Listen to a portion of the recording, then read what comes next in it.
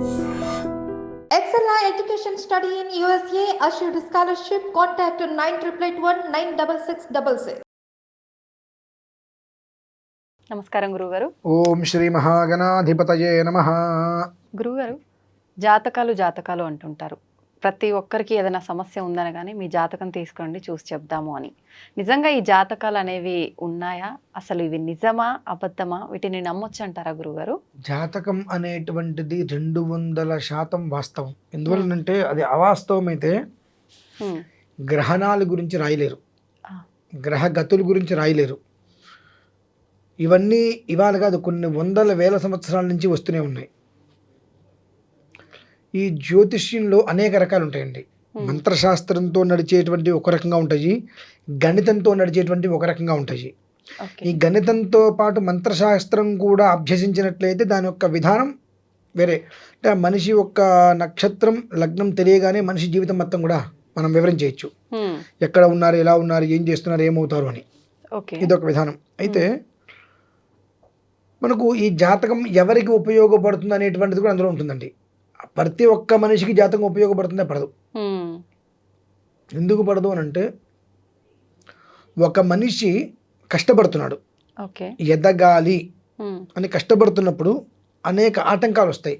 ఈ ఆటంకాలు వస్తున్నప్పుడు ఎందుకు వస్తున్నాయి, దీనికి మూలాలు ఏమిటి అనేటువంటి విషయం గురించి మనం జాతకం పరిశీలించినప్పుడు ఏ గ్రహం ఉంది, అతని నక్షత్రం ఏంటి, లగ్నం ఏంటి, పుట్టినప్పుడు అతని దశ ఏంటి, ఇప్పుడు దశ, అంతర్దశ, విదశ, ప్రాణదశ, సూక్ష్మదశ ఇవి ఏంటి, లగ్నాత్తు ఎవరు ఎక్కడున్నారు, ఆ ఒక్క లగ్నానికి రాశికి తన స్థానానికి ఉండేటువంటి మిత్రత్వమా శత్రుత్వమా, దీన్ని అనుసరించి ఈ ఎటువంటి ఇబ్బందులు వస్తున్నాయి, ఈ ఇబ్బందుల నుంచి ఆ పిల్లవాడు అమ్మాయో సంథింగ్ ఎవరైతే వాళ్ళు బయటికి రావాలంటే దీనికి ఏ రకమైనటువంటి విధానాన్ని అనుసరించాలి అనేటువంటివి మనకు అందులో చెప్పబడి ఉంటాయి. అది కూడా సుమారుగా ఒక జాతకం ఒక మనిషి గురించి మనం పరిపూర్ణంగా తెలుసుకోవాలి అంటే ఒక 7 రోజుల సమయం పడుతుందండి. ఓకే, ఏదో చక్కగా కొట్టేసాం చక్రం వేసినట్టు సెట్ అవ్వదు. కంప్యూటర్లో వేసేటువంటివి చేత్తో రాసేటువంటివి చాలా తేడా ఉంటాయండి. మీకు కంప్యూటర్లో వేస్తే డిగ్రీస్తో ఆగిపోతాయి, అంటే సెకండ్స్ ఆ డిగ్రీస్తో ఆగిపోతాయి. కాకపోతే చేత్తో వేసేటప్పుడు ఆ ఒక సెకండ్ని కూడా 5 భాగాలు చేస్తుంది. అది ఒక సెకండ్ని అంటే ఒక డిగ్రీని 5 టైమ్స్ అది డివైడ్ చేస్తుంది, విభజిస్తుంది. ఆ విభజించినప్పుడు అతను నిన్న ఉదయం 9 గంటలకు ఏం చేశాడంటే ఫలానా చేశాడని మనం చెప్పవచ్చు. రేపు ఉదయం 9 గంటలకు ఏం చేస్తాడంటే ఫలానా చేస్తాడని చెప్పి మనం ఇక్కడే లిఖించవచ్చు. అలా లిఖించిన వాళ్ళే కదండి సంవత్సరం తర్వాత సూర్యగ్రహణం ఎప్పుడు వస్తుందో ఇవాళే పంచాంగంలో రాస్తున్నారంటే ఆ ఒక్క శాస్త్ర ప్రమాణం అనేటువంటిది ఉన్నది. చాంద్రమానము సౌరమానము, చాంద్రగమనము సౌరగమనము, ఈ యొక్క ముహూర్త విధానాలు పంచాంగం రాసేటప్పుడు చాంద్రమానాన్ని అనుసరించి కొంతమంది రాస్తారు, సౌరమానాన్ని అనుసరించి కొంతమంది రాస్తారు. అయితే సౌరమానాన్ని అనుసరించి రాయడం ప్రామాణికం. దృక్ సిద్ధాంత గణాలు కొన్ని ప్రామాణికంగా చెప్పబడి ఉన్నాయి. అయితే మరి ఈ కష్టపడేటువంటి వ్యక్తి ఎవరైతే ఉంటారో ఆ వ్యక్తికి స్వతహాగా ఉండేటువంటి దోషాలు కొన్ని ఉంటే తన పూర్వీకులు, తల్లిదండ్రులు కావచ్చు, తాత ముత్తాతలు కావచ్చు, అంటే 4 ఫాదర్స్ అంటుంటారు, ఆ వెనక నుంచి ఆస్తిపాస్తులు మనకు ఎలా అయితే సంక్రమిస్తాయో అలానే ఈ యొక్క దోషాలు కూడా సంక్రమిస్తాయి. ఖచ్చితంగా అందులో సంక్రమించదు అనేటువంటిది లేదు. ఎందువల్లంటే ఇవాళ నేను 1 కోటి రూపాయలు సంపాదించగలిగాను అంటే ఖచ్చితంగా ఒక 100 మందిని ముంచి ఉండాలి. ధర్మంగా ఎక్కడ సంపాదిస్తారండి? న్యాయబద్ధంగా 1 కోటి రూపాయలు సంపాదించాడని చెప్పి గుండె మీద చేసుకుని చెప్పగలరు ఎవరైనా? కష్టం. మీరు ఒక బిజినెస్ చేస్తున్నారు, 1 రూపాయి వస్తువుని రూపాయిన్నరకి నేను అమ్మి 1 కోటి రూపాయలు సంపాదించాను ఎవరు చెప్పలేరు. రూపాయి వస్తువుని 10 రూపాయలకు అమ్ముకుంటారు, ఏదైనా చేసుకుంటారు. అలా సంపాదిస్తారు. మీరు హాయిస్తే రూపాయి తీసుకొచ్చా, అన్ని ఖర్చులు పోయి నాకు రూపాయికి వచ్చింది. నేను రూపాయి 10 పైసలకు అమ్ముకున్నా 10 పైసలు నాకు లాభమే. అటువంటి నేను రూపాయిన్నరకు అమ్ముకున్నా అనేటువంటి విషయంలో ఈ రూపాయిన్నరకు అమ్ముకుంటూ నా కుటుంబాన్ని నేను పోషించుకుంటూ రూపాయి సంపాదించని చెప్పుకునే వాళ్ళు ఎవరు లేరు. ఒకవేళ ఎట్లా ఉంటారు అంటే పూర్వకాలంలో 10 రూపాయలు పెట్టి స్థలం కొంటే అది వాళ్ళ 10 కోట్లు కావాలి. అది వాళ్ళ 10 కోట్లు ఎలా అయిందో ఆ 10 రూపాయలు కష్టార్జితంగా కాకుండా ఎక్కడైనా వడ్డీకి ఇచ్చో వడ్డీ ద్వారా తీసుకున్నాం అనుకోండి, ఆ ఒక్క పాపం అలానే వెంటాడుకుంటూ వస్తుంది. అందులో సందేహమే లేదండి. మనం ప్రత్యేకంగా పాపం చేయక్కర్లా, మన పూర్వీకులు చేసేటువంటి పాప పుణ్య రూపమే మనం. ఎందువల్లనంటే ఇంకొక జన్మ అంటాం, ఈ జన్మలో చచ్చిపోతాము, మరో జన్మలో పుడతాము అంటాం. చాలా అబద్ధమైన మాట అండి అది. క్రితం జన్మ తండ్రి, ఉమ్, ప్రజెంట్ జన్మ నేను, ఉమ్, తర్వాత జన్మ నా పిల్లవాడు. ఇదే జన్మ త్రయం. ఇప్పుడు నేనున్నా, ఉమ్, నా ముందు జన్మ మా నాన్నగారు, ఆ, నా తర్వాత జన్మ నా కొడుకు. ఉమ్, మా నాన్నగారి నుంచి నేను వచ్చా, అవును. నా నుంచి నా కొడుకు వచ్చాడు. దీన్ని జన్మత్రయం అంటారండి. మా నాన్నగారు చేసినటువంటి పుణ్యాలు కనుక ఉంటే ఆ పుణ్యం నన్ను కాపాడుతుంది. నేను చేసిన పుణ్యాలంటే నా కొడుకుని అవి కాపాడతాయి. మా నాన్నగారు పాపాలు చేశారనుకోండి, అది నన్ను బాధిస్తుంది. ఉమ్, నేను పాపాలు చేస్తే అది నా కొడుకుని బాధిస్తుంది. ఉమ్, అంటే ఇక్కడ నన్ను బాధించడం అంటే నేను ఇబ్బంది పడుతుంటే, నేను బ్రతుకున్నంత కాలం కూడా నన్ను చూస్తూ మా నాన్నగారు బాధపడటమేగా. ఉమ్, కొంతమంది ఇళ్లలో అవును. వాళ్ళు ఎంత సంపాదించిన సంతానం విషయంలో ఏదో ఒక ఇబ్బందులు పడుతూ ఉంటారు. అంగవైకల్యంతో జన్మించటము, లేదంటే మెదడు ఎదక్కపోవటము, మనిషి మంచి చూడటానికి చాలా చాలా ఆధారబాహులాగా ఉంటాడు, కానీ ఆలోచన లేకపోవటము అవును. చాలా ఇబ్బందికరంగా ఉండు. వాళ్ళని చూస్తూ వీళ్ళ జీవితకాలం ఏడిపోయిగా. ఉమ్, అలానే అక్కడి నుంచి పూర్వం నుంచి సంపాదన ఎలా అయితే వస్తుందో ఆస్తిపాస్తులు, ఈ దోషాలు కూడా అలానే వస్తూ ఉంటాయి. ఓకే. ఈ ఒక్క జాతకంలో ఇవన్నీ మనకు కనిపిస్తుంటాయి. దాన్ని అనుసరించి చేసుకుంటూ వస్తాం. ఉమ్, మరి ఎవరికి ఉపయోగపడవు ఓకే. జాతకాలు, ఎవరికి చూడక్కర్లేదు, ఎవరికి ఉపయోగపడవు. ఉమ్, తిని కూర్చునే వాడికి జాతకంతో పని ఉందండి. ఏ పని చేయట్లా, ఉమ్, ఎవరు ఎన్ని చెప్పినా వినడు. నేను ఇంతే, ఆ, నేను ఇలానే ఉంటా ఉమ్, అన్నవాడికి ఎలాంటి ఆటంకాలు కూడా రావు కదా. అవును. వాడు ఎక్కడ కూర్చుని వాడి భోజనం వాడికి వెళ్ళిపోతుంది. పెట్టకపోయినా ఇంట్లో గిన్నె గోడకేసి కొడతాడు, పిలుచుకురా అంటాడు, తింటాడు. అవును. ఎదుటి మనిషి బాధపడతారా అనేటువంటిది కొంచెం కూడా వాళ్ళకి సెన్స్ ఉండదు. ఉమ్, నువ్వు బాధపడితే ఎప్పుడు నాకు పెట్టాల్సింది నాకు పెట్టు. మూర్ఖంగా బిహేవ్. మామూలు మూర్ఖం కాదండి అది. ఉమ్, రూపాయి సంపాదన ఉండదు. అవును. అవతల మనిషి సంపాదించుకుంటూ వస్తుంది, ఆ సంపాదనలో నాది నాకు ఇస్తావా ఇవ్వ. ఉమ్, దిన కంటే 100 లక్షలు చూసారండి. ఎదుటి మనిషికి, ఇతనికి మాత్రం బిందాస్. బిందాస్, ఇతనికి మాత్రం హ్యాపీ. నా జీవితం నాకు వెళ్ళిపోతుంది, ఒకటితో నాకు పని లేదు. వాడికి ఎందుకు ఇబ్బందులు వస్తాయి, వాడికి ఎందుకు ఆటంకాలు వస్తాయి? అవును. అటువంటి వాడికి జాతకాలు ఏవి దేనికి పనికిరావండి. ఇలాంటి పూజలు కూడా పనికిరావు. ఉమ్, ఎందుకనంటే అదేంటండి, పూజలు చేస్తే అందరూ మారుతారు కదండి. అవును. అవతల వ్యక్తికి మారాలి అనేటువంటి కనీసం, అరే నా వల్ల ఇంత బాధపడుతున్నారు, ఇది కరెక్ట్ కాదు అని కొంచెం ఆలోచన వస్తే ఓకే. దాన్ని పట్టుకొని మనం ఏ స్థాయికైనా మనిషిని మార్చేసేయచ్చు. ఆ ఆలోచన లేనప్పుడు ఉమ్, ఎన్ని పూజలు చేసినా ఫలితం దగ్గరికి రాదుగా. ఓకే. ఆ గోడ అడ్డుందండి. ఈ గోడ అడ్డుంటే మీరు అవతల ఎన్ని బాల్స్ వేసినా, ఏది వేసినా ఇవతల రాదు కదా. రాత. ఆ గోడ అడ్డు లేదు, చీమ కూడా ఇటు వస్తుంది కదా. ఉమ్, అక్కడేంది, అతను తనకు తాను నేను ఇలానే ఉండాలని అనుకున్నాడు. ఉమ్, దానికి మూలం ఏంటి? గ్రహస్థితి బలం. ఓకే. తన లగ్నానికి ఏదైతే కనుక నీచంలో ఉంటుందో ఆ గ్రహం కనుక బలంగా ఉన్నట్లయితే ఆ నీచానికి బలం ఎక్కువ. ఉమ్, వాడు 100 చెప్పండి అన్నీ వింటాడు. ఆ, ఆహా, నేను చేయాల్సింది నేను చేస్తా. మరి కొంతమంది ఉంటారు, చెబుతుంటేనే ఆ మనిషిని చాలా వికారంగా చూస్తారు. ఆ, మరి కొంతమంది ఆ మనిషి వస్తుంటే నాయన వీడు వస్తున్నాడు రా బాబు మనకి బుర్ర తింటాడు. ఎందుకు వచ్చిన తలనొప్పిరా నాయన. ఇలా వీళ్ళు ఏంటంటే జన్మలో సుమారుగా వాళ్ళకి 36, 38, 42 సంవత్సరాలు వచ్చే వరకు తనలో తనకు మార్పు రాదు. రాదు. తర్వాత వచ్చి ఉపయోగం లేదు. అటువంటి వాళ్ళు రుణానుబంధంగా జన్మిస్తారండి. ఉమ్, అటువంటి వాళ్ళు కేవలం రుణానుబంధంగా జన్మిస్తారు. ఈ రుణానుబంధం అంటే ఏంటి? మనం ఎక్కువ డబ్బులు ఇస్తే తక్కువ పని చేయటం, ఉమ్, తక్కువ పని చేసి ఎక్కువ డబ్బు తీసుకోవటం, ఓకే. ఇవన్నీ రుణాలే. ఆహా. ఈ రుణం తీర్చుకునేటువంటి స్థితిలో మనం వింటూ ఉంటాం. కొంతమంది 18, 20, 20 సంవత్సరాలు వచ్చిన తర్వాత అకారణంగా చనిపోతూ ఉంటారు. అప్పటి వరకు బాగానే ఉంటారు, ఉమ్, లేదంటే అప్పటి వరకు 10 మందిలో ఎందుకురా వాడు అనే మాట అనిపించుకుంటున్నారు. కానీ ఒక 10-15 రోజుల్లో ఒక మంచి పేరు తెచ్చుకుంటాడు. ఉమ్, వెంటనే ఏదో ఒక రకంగా మనిషి వెళ్ళిపోతాడు. అదే రుణానుబంధం. అటువంటి వాళ్ళకి గ్రహస్థితి ప్రభావాలు ఏ రకంగా కూడా పని చేయవండి. అందుకని అటువంటి వాళ్ళ జాతకాలు చూడాలి అని అన్నా విచిత్రం ఏంటంటే అండి, 1 నెల, 2 నెలలు, 3 నెలలు, 4 నెలలు, 5 నెలలు టైం పడుతూ ఉంటుంది. వాళ్ళ జాతకం తీయటానికి అసలు చూద్దానికి ప్రయత్నం చేసినా ఏదో ఒక రకంగా అది విఘ్నాలు కలుగుతూనే ఉంటుంది. ఉమ్, అంటే ఎప్పుడైతే 4 సార్లు విఘ్నం కలిగిందో ఒకైతే రుణగ్రస్తుడు ఇతను, ఉమ్, అతని జాతకం మనం చూడకపోవడమే ఉత్తమం అని వదిలేయాలి.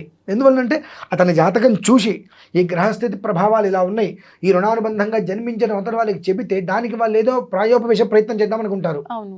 అంటే ఆ ప్రాయోపవేశ ప్రయత్నం అంటే ఏంటి? ఆ దోషాన్ని చంపేసేయడం, అంటే ప్రయత్నం ఏదైనా చేద్దామనుకుంటారు. దానికి వాళ్ళు ఏదో రూపాయి ఖర్చు పెడతారు, అది ఫలించదు. ఉమ్, ఫలించదు అది. ఎందుకని గురుగారు? అతనికి ఆ అతను పుట్టింది రుణానుబంధంగా జన్మించాడు. ఓకే. రుణానుబంధంగా జన్మించినటువంటి వ్యక్తి వివాహం కాకముందని చనిపోతాడు దాదాపుగా. ఇవి చాలా విధానాలు ఉన్నాయి ఇందులో. ఎలా అంటే దీనికి ఒక చిన్న కథ కూడా ఉందండి. ఒక బ్రాహ్మడు ఉన్నాడు. అతను ప్రతిరోజు నదికి వెళ్ళి సంధ్యావం చేసుకుంటూ వస్తాడు. ఒకనొక టైంలో ఇంట్లో దేవతార్చన అన్ని చేసుకున్నాడు. మాధ్యాహ్నిక టైంలో ఉదయము మధ్యాహ్నం సాయంత్రం వెళ్తూ ఉంటాడు. ఆ మాధ్యాహ్నిక టైంలో వెళ్దాం అనుకుంటాడు. ఇంట్లో దేవతార్చన అంతా పూర్తవు, ఇంట్లో చేసుకున్న ఆరాధన మొత్తం పూర్తవుతుంది. నదికి వెళ్దాం అనుకున్న సమయానికి ఇంటికి ఎవరు వస్తారు. ఒక గంట అరగంట సమయం వాళ్ళతో మాట్లాడతాడు. ఆ నది నెత్తి మీదకి ఎండ వస్తుంది. ఆ టైంలో నదికి బయలుదేరతాడు ఆయన. నదికి బయలుదేరుతుంటే కాళ్ళు విపరీతంగా కాలుతూ ఉంటాయి. కదలలేని పరిస్థితి వస్తుంది. ఒకతను తాడి చెట్టు ఎక్కి అతను చెప్పులు కింద వదిలేసేసి తాడి చెట్టు ఎక్కుతాడు. ఈ బ్రాహ్మడు ఆ ఎండవేడికి తట్టుకోలేక ఆ చెప్పులు వేసుకుని వెళ్ళిపోతాడు. నదిలోకి వెళ్తాడు, స్నానం చేస్తూ అలానే కొట్టుకెళ్ళిపోతాడు. అంత్యదశ అతనికి కొట్టుకెళ్ళిపోతాడు. అతను ఎప్పుడైతే కొట్టుకెళ్ళిపోయిన తర్వాత ఒక 3 నెలలకి ఈ తాడి చెట్టు ఎవరైతే ఇక్కడ అతని భార్య గర్భవతి అవుతుంది. 3 నెలలకి గర్భవతి అయిన తర్వాత జన్మిస్తాడు 10వ నెలలో. జన్మించిన తర్వాత రోజు రోజుకి అతను భగవదారాధన చేస్తూ ఉంటాడు. అంటే ఆ వంశంలో ఉండేటువంటి తత్వం తేడాగా ఉంటుంది ఆ మనిషికి. అతను తాటికలు తీస్తూ ఉంటాడు. కానీ అతనికి పుట్టినటువంటి పిల్లవాడు కాస్త పూజారిలాగా, పంతులు గారిలాగా, వయసు వచ్చిన దగ్గర నుంచి కూడా నేను బొట్టు పెట్టుకుంటాను, విభూతి పెట్టుకుంటాను, శివాలయంలోకి వెళ్తా పూజ చేస్తాను, అట్లా ఇవాళ రోజులు అలా ఏమన్నా చేస్తే వెంటనే లేనిపోయిన అనుమానాలన్నీ వచ్చేస్తాయండి. మన ఇంట్లో అట్లా పుట్టారేంటి, నానా రకాల అనుమానాలు వస్తాయి. కానీ దీనికి రుణానుబంధాలు అలా ఉంటాయి. అవి అతనికి అర్థమవుతుంది వెంటనే. అయ్యగారులాగా ఉన్నారు అని అంటే, ఆ అయ్యగారు నా చెప్పులు వేసుకుని వెళ్ళిపోయాడు కాబట్టి చనిపోయాడు, 3వ నెలలో కడుపులో పడ్డాడు కాబట్టి ఆ అయ్యగారే జన్మించాడు రుణం తీర్చుకోవడానికి. చెప్పులు వేసుకొని పోవడం వల్ల అలా అవుతుందా గురువు? రుణమే కదండి, చెప్పులని కాదు, పిల్లిసి తీసుకెళ్ళిన రుణమే. దాన్నే కర్మ ప్రారంభం అంటారు, తిరిగి అనుభవించడం. ఆ అయ్యగారే జన్మించారని చెప్పి తన భార్యకి చెప్తాడు. ఏ పరిస్థితుల్లో కూడా ఆయన చేతి నుంచి మంచినీళ్ళు కూడా తీసుకోవద్దు అని. నాకు ఇది చెప్తుంటే మేము భద్రాచలం మా ఇంటికి వెళ్తే ఏదైనా తీసుకుని వస్తే అక్కడ పెట్టుంటుంది. మా అమ్మ చేతికి తీసుకోదండి. తండ్రికి తీసుకోవచ్చు కానీ తల్లి చేతికి తీసుకోకూడదు. ఏ క్షణంలో ఏ రుణం తీరిపోతుందో తెలీదు. నేను ఏదైనా వస్తువు తీసుకొని వస్తే అమ్మ ఇదిగొంటే అక్కడ పెట్టుంటుంది. నాకు తెలియక ఏ చేతికి తీసుకోకూడదా, నేను అంటరాను మా అన్నాన్ని మాట్లాడేవాడిని మొదట్లో. తెలిసేది కదా నాకు. పోనీ మా ఇంట్లో ఎప్పుడూ కూడా రామాలయంలో మెట్ట దగ్గర ఉండేటువంటి అడుక్కునే వాళ్ళు ఎవరైతే ఉంటారో వాళ్ళందరూ మా ఇంట్లోనే ఉంటారు. వాళ్ళని తాతయ్య తాతయ్య అని పిలిచేవాళ్ళం మేము. ప్రతిరోజు మధ్యాహ్నం భోజనానికి మా ఇంటికి వచ్చేవారు. మా నాన్నగారు ఏమనేవారు, వాళ్ళ ఇంట్లో నేను ఉంటున్నా అనేవారు. మా అమ్మ వంట చేసి పెట్టేది అందరికీ. మరి ఆ యోగం, మా భాగ్యం మాకు ఎలా వచ్చి వాళ్ళు మమ్మల్ని అదంతా కాపాడుతుందేమో అనిపిస్తుంది. తాతయ్య అంటే మాకు మా ఇద్దరు తాతయ్యలు చాలా తక్కువ తెలుసు. తాతయ్య తాతయ్య వాళ్ళ దగ్గర ఉండేవాళ్ళం. గుడి దగ్గరికి వెళ్తే మెట్ల మీద అడుక్కునేవారు. మధ్యాహ్నం భోజనానికి మా ఇంటికి వచ్చేసేవారు. అట్లా ఒక 10-15 మంది అలానే ఉండేవారు. ఏది ఇచ్చినా అమ్మ చేతికి తీసుకునేది కాదు. నాకు అప్పుడు తెలిసేది కాదు. నేను అంటరాని వాడినా అంటే మా అమ్మ బాగా సీరియస్ అయ్యి వీళ్ళందరినీ చూపించింది. వాళ్ళందరూ ఇంట్లోనే ఉన్నారు, అంటరాని వాడికి నువ్వవుతావు ఇప్పుడు అట్లా మాట్లాడితే. నాకంటే నా వయసుకి నాకు తెలియదు అప్పుడు. తర్వాత అర్థమైంది మరి చాలా తప్పు మాట్లాడారని చెప్పి.